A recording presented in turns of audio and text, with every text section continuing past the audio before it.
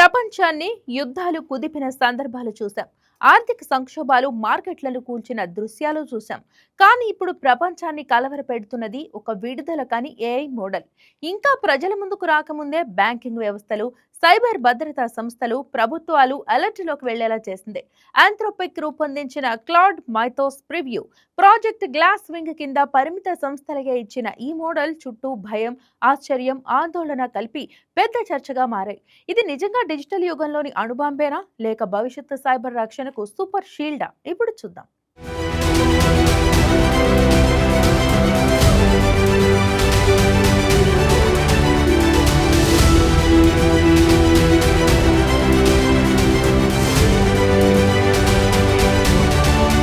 Artificial intelligence ప్రపంచంలో ప్రతిసారి కొత్త మోడల్ వస్తే అది మనిషి పనిని వేగవంతం చేస్తుందని అనుకున్నాం. కానీ ఇప్పుడు వచ్చిన ఈ మైథోస్ గురించి వినిపిస్తున్న చర్చ వేరు.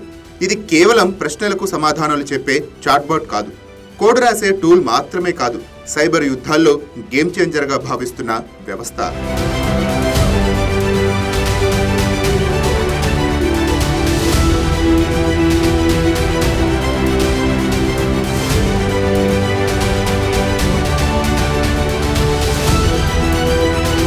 ఆంథ్రోపిక్స్ ప్రకటించిన వివరాల ప్రకారం క్లాడ్ మైథోస్ ప్రధానంగా సైబర్ డిఫెన్స్ కోసం రూపొందించిన ప్రింటియార్ మోడల్.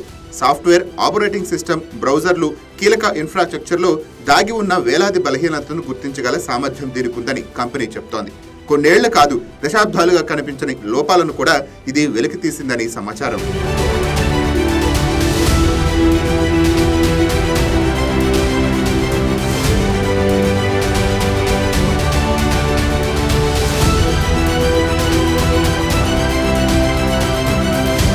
కానీ ఇక్కడే మొదలైంది అసలు భయం. ఒకవేళ ఇలాంటి సామర్థ్యం రక్షణకే కాక దాడికి వాడితే, హ్యాకర్లు, శత్రు దేశాలు, సైబర్ మాఫియా చేతికి ఇలాంటి టెక్నాలజీ చిక్కితే ప్రపంచ ఆర్థిక వ్యవస్థపై దాని ప్రభావం ఎలా ఉంటుంది? ఇప్పటి బ్యాంకింగ్ వ్యవస్థ ఒకే బ్యాంకుతో ఆగిపోదు.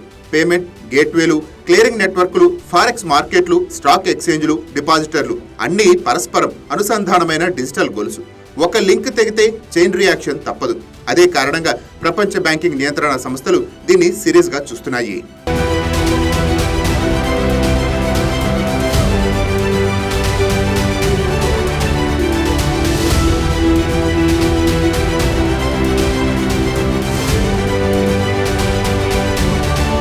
ఇటీవల వార్తల్లో అంతర్జాతీయ ఆర్థిక సంస్థలు, సెంట్రల్ బ్యాంకులు అత్యవసర సమీక్షలు నిర్వహించడం దీనికి నిదర్శనం. అమెరికా నుంచి యూరప్, ఆసియా వరకు రెగ్యులేటర్లు ఒకే ప్రశ్న అడుగుతున్నారు: ఏఐ రక్షించగలదు, కానీ అది అస్థిరపరచగలదా అని. మరింత కలవరపెడుతున్న అంశం, ఈ మోడల్ పబ్లిక్ రిలీజ్ కాలేదు. కేవలం ఎంపిక చేసిన దాదాపు 40 కీలక సంస్థలకి ప్రయోగాత్మక preview access. Amazon web services, Apple, Microsoft, Google, Nvidia, JP Morgan change వంటి దిగ్గజాలు ఇందులో భాగస్వాములు.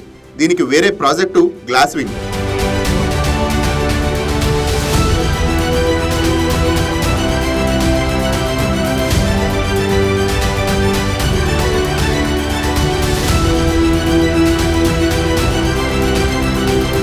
ఇది సాధారణ బీటా టెస్టింగ్ కాదు, ప్రపంచ డిజిటల్ మౌలిక సదుపాయాలను ముందుగానే బలోపేతం చేయాలన్న రక్షణాత్మక ప్రయోగం.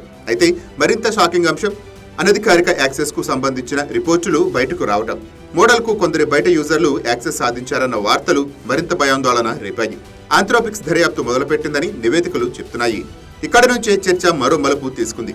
మైథోస్ ను చాలా మంది డిఫెన్స్ ఏఐ అంటుంటే, కొందరు అఫెన్సివ్ ఇంటెలిజెన్స్ కు బ్లూ ప్రింట్ అంటున్నారు. ఎందుకంటే ఈ మోడల్ కేవలం లోపం చూపించడం మాత్రమే కాదు, దాన్ని ఎలా ఎక్స్ప్లాయిట్ చేయొచ్చు కూడా అంచనా వేయగలదని టెక్ వర్గాలు చెప్తున్నాయి. ఇదే సామర్థ్యం సైబర్ రక్షణకు వరం. అయితే దుర్వినియోగం అయితే మాత్రం శాపమే. ఈ నేపథ్యంలో భారత్ కూడా అలర్ట్ అయింది. Data security, banking resilience, CERT సమన్వయం, రియల్ టైంలో థ్రెట్ రెస్పాన్స్ పై ఉన్నత స్థాయి చర్చలు జరగటం గమనార్హం.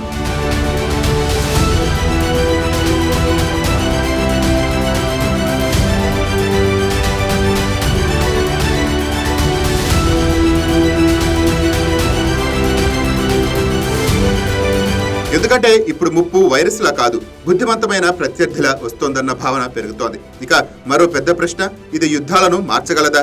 సైనిక విశ్లేషణలకు చెప్తున్నది ఏంటంటే, భవిష్యత్తు యుద్ధాలు కేవలం క్షిపణులతో కాదు, ఆల్గోరిథంతో కూడా జరుగుతాయి. విద్యుత్ గ్రిడ్లు, శాటిలైట్లు, కమాండ్ సిస్టమ్స్, డిఫెన్స్ నెట్వర్క్లు, ఇవన్నీ సైబర్ ఫ్రంట్లే.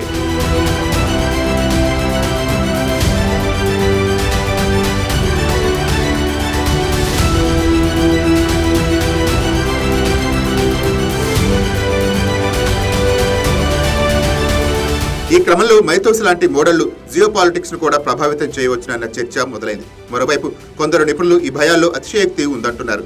ఇది స్వయంగా ఇంటర్నెట్ ను స్వాధీనం చేసుకుంటుందనే భావన కంటే అత్యంత శక్తివంతమైన ఆటోమేటెడ్ సెక్యూరిటీ ఇంజన్ గా చూడాలంటున్నారు. కానీ ఇదే సమయంలో కట్టుదిట్టమైన గవర్నెన్స్ అవసరమని చెప్తున్నారు. అంటే కథ ఒకటే, ఏఐ ఇప్పుడు ప్రొడక్టివిటీ టూల్ దశ దాటింది, స్ట్రాటజిక్ పవర్ దశలోకి అడుగు పెడుతోంది. ఇక్కడే అసలు ప్రశ్న.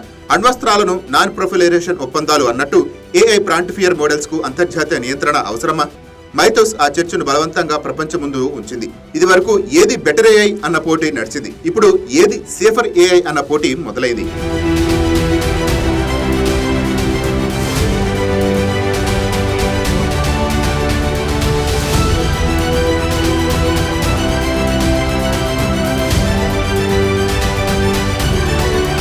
ఇది కేవలం ఒక మోడల్ విషయం కాదు.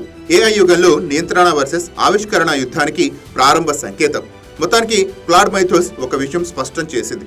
భవిష్యత్తు యుద్ధాల్లో కోడ్ కూడా ఆయుధమే. భవిష్యత్తు ఆర్థిక భద్రతలో సైబర్ రక్షణే కేంద్ర బిందువు. మరియు మనిషి సృష్టించిన మేధస్సును ఇప్పుడు మనిషే నియంత్రించగలడా అన్న ప్రశ్న మొదటిసారి గంభీరంగా వినిపిస్తుంది.